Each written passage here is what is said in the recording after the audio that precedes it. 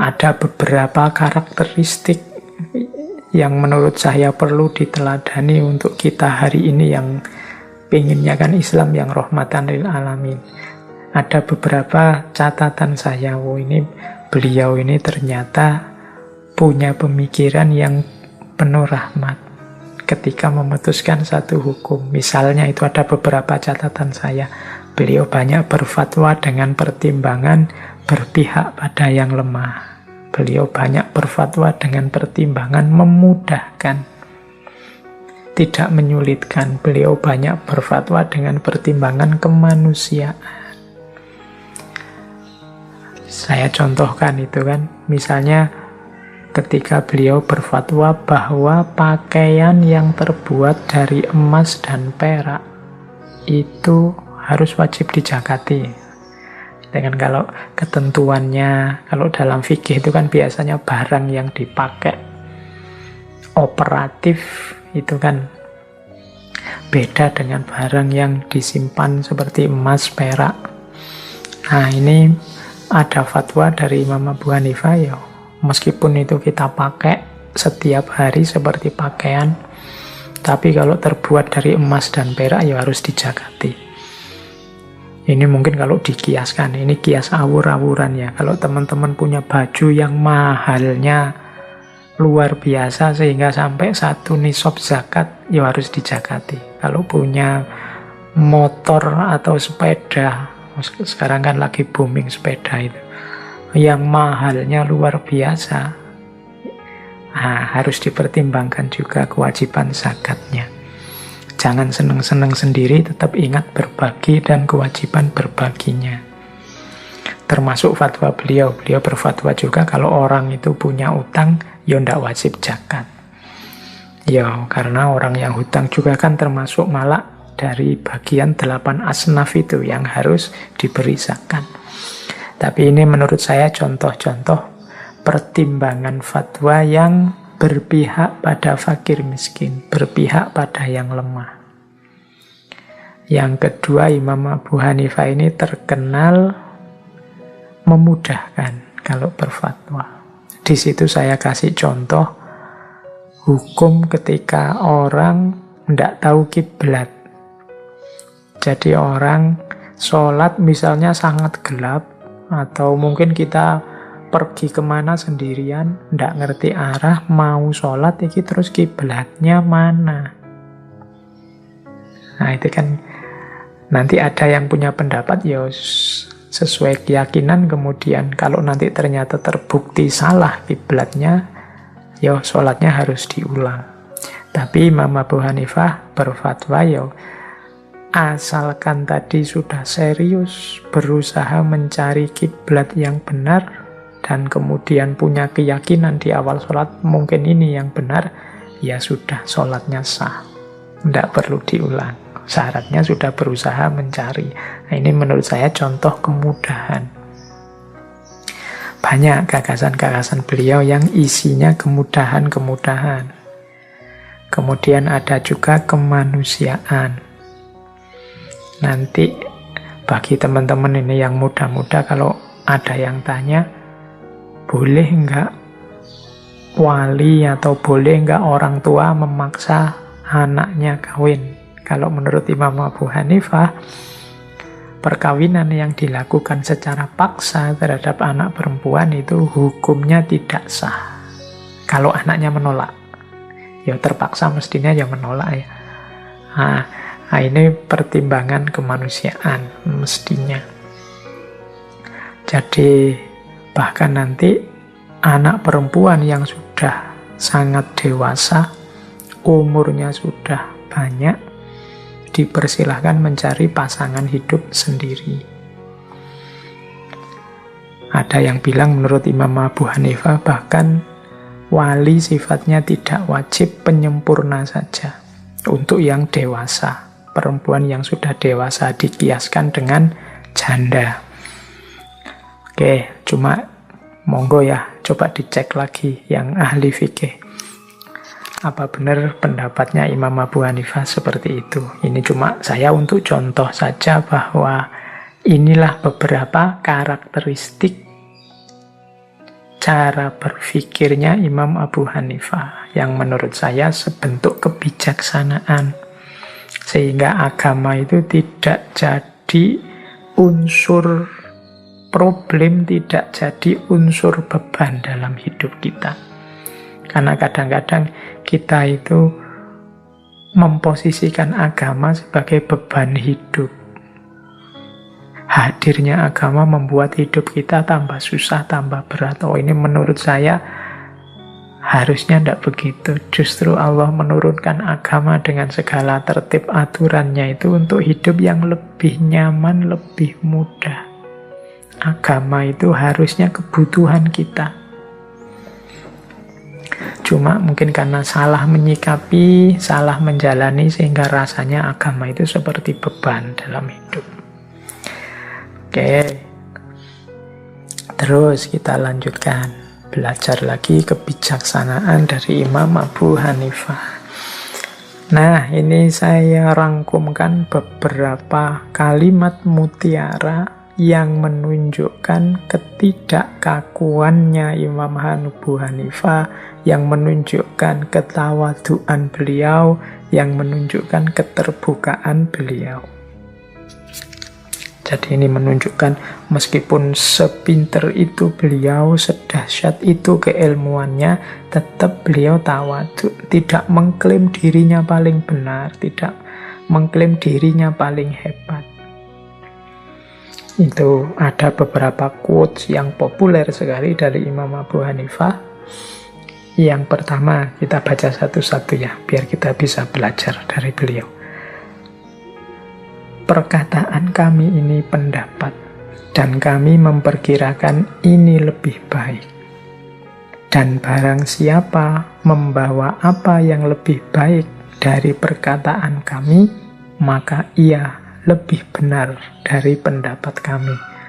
Nah, ini menurut saya pernyataan yang arif. Saya ini cuma berpendapat. Menurut saya pendapatku ini sudah baik. Tapi kalau ada yang membawa pendapat yang lebih baik, ya berarti dia lebih benar dari pendapat kami. Ini menunjukkan jiwa yang terbuka, tidak mengklaim dirinya sudah final, pasti baik, pasti benar. Jadi kalau ketemu dalil yang lebih kuat, kalau ketemu dasar yang lebih benar, ya siap mengambil, siap menerima dasar dalil yang lebih kuat tadi. Meskipun beliau ini levelnya imam madhab, tapi sifatnya masih terbuka, mau menerima masukan kebenaran yang baru, tidak mengklaim dirinya selalu benar.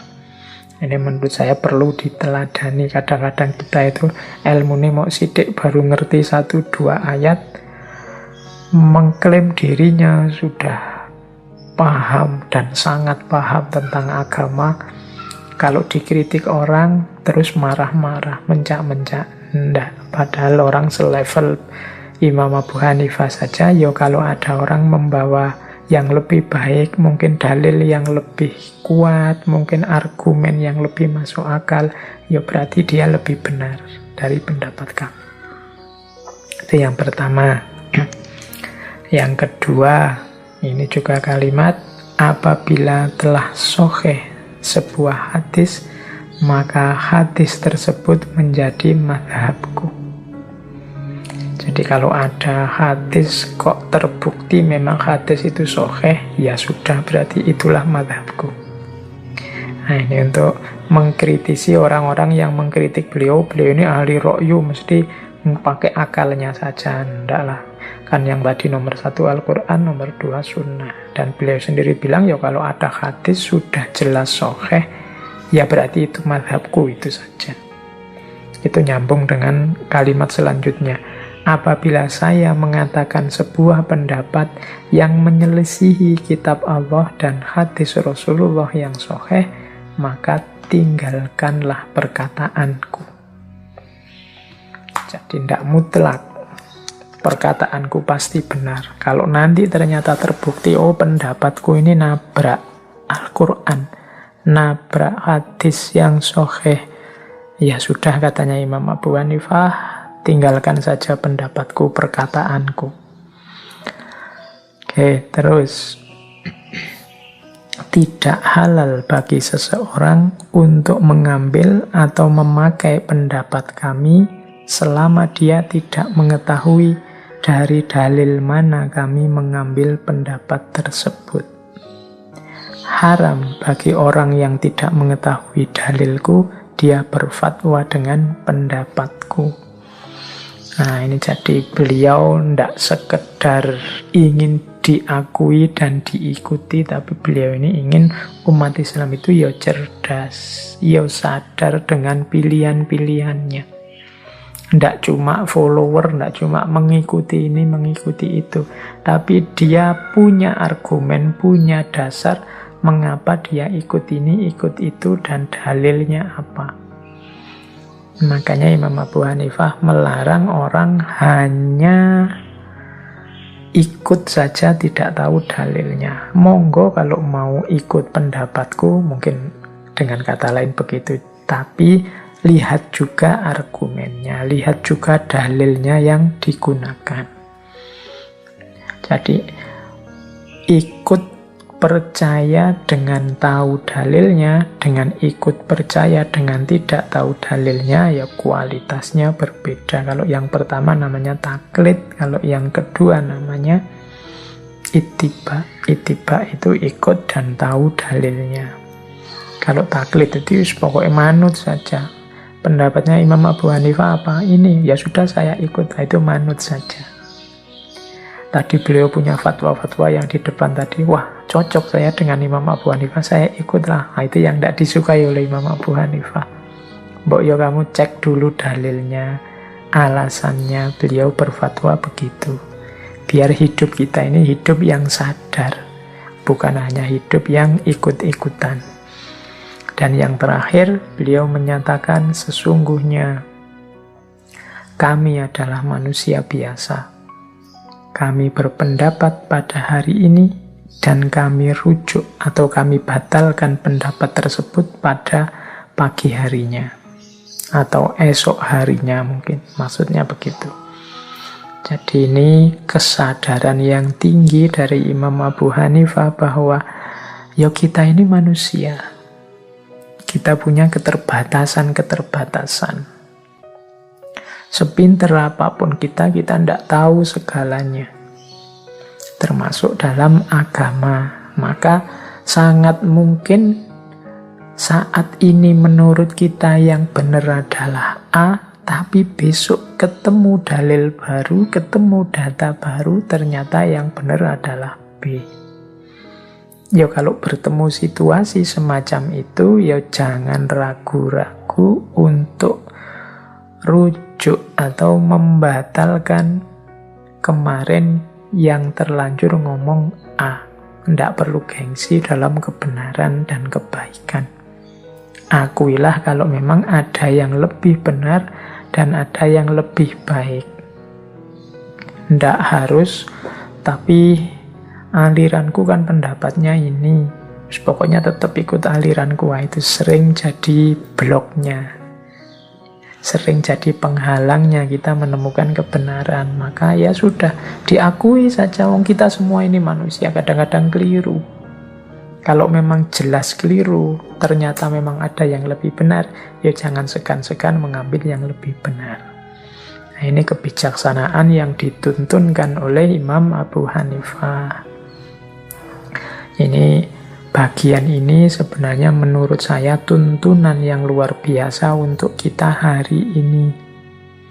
Banyak hari ini konflik-konflik terjadi hanya karena kita merasa diri kitalah yang paling benar. Kita tidak kuat kalau ada orang lain punya pandangan berbeda. Kita melihat orang yang berbeda pandangan itu seperti orang yang nantang kita atau orang yang ingin melawan kita. Padahal hakikatnya sekedar cuma berbeda saja. Dan tidak ada jaminan pendapat kita itu yang paling benar. Maka tetaplah terbuka, tetaplah tawadhu. Biar konflik yang tidak perlu, gegeran-gegeran yang menghabiskan energi, menghabiskan waktu, Toh nanti akhirnya ya mari menghormati pandangan kita masing-masing. Berarti kemarin gegerannya hanya buang-buang energi saja. Jadi, nah kita ikuti kebijaksanaan dari Imam Abu Hanifah ini. Jadi ya saya ini manusia biasa. Kadang saya ngomong di satu hari, ternyata besoknya ada data baru, dalil baru yang lebih baik, lebih benar. Yuk, berarti pendapat itu yang kemarin sudah saya omongkan saatnya direvisi. Nah, jadi kan enak, ndak pakai ngotot, ndak pakai ngeyel. Oke, ini menurut saya kebijaksanaan dalam berpikir. Baik, kita lanjutkan.